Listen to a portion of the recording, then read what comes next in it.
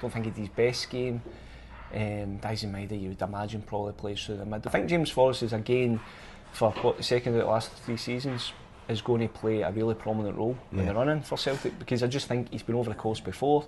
He knows what to do. Do you know, you mentioned Adam Idah. A game like this against St Johnstone at Hampden should be the kind of game he should be absolutely pawing the ground to play in, and yet they're just saying, well, probably not. It's probably two wide men and Maida through the middle.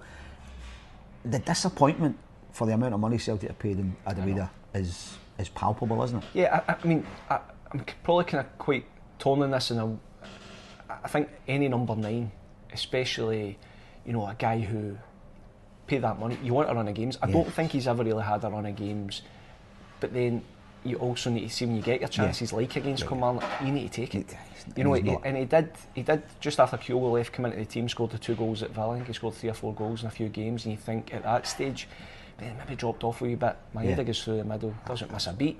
And you now look at it and you think Celtic's best number 9 by a mile is Maida. Absolutely. You are looking at big games, semi-finals, finals right now. Adam Idah doesn't start for Celtic. No, not at all. And that must be, it's a dilemma going forward for Celtic, but it must be a really painful one for Adam Idah after what he did in the cup final last year, and then he signs the big deal, the permanent contract, and you think he's going to kick on, but he really hasn't. No, he's not kicked on. I mean, his record, he'll probably finish the season with 15-16 goals, which in the grand scheme of things is fine.